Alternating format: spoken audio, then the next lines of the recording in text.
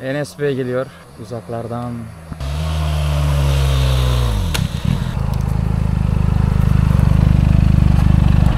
Evet Enes'cim, neler hissediyorsun abicim? Abi Neler hissediyorsun? makine dehşet ya. Makine gergin diyorsun. Makine çok gergin. Rodajı benim top speed'i.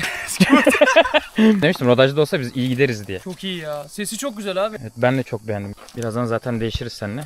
Sana şunun güzelliğine ya. Enes, nasıl bir duygu abim bunu kırbaçlamak? Daha kırbaçlayamadık da kırbaçlayacağız. Maşallah çok güzel.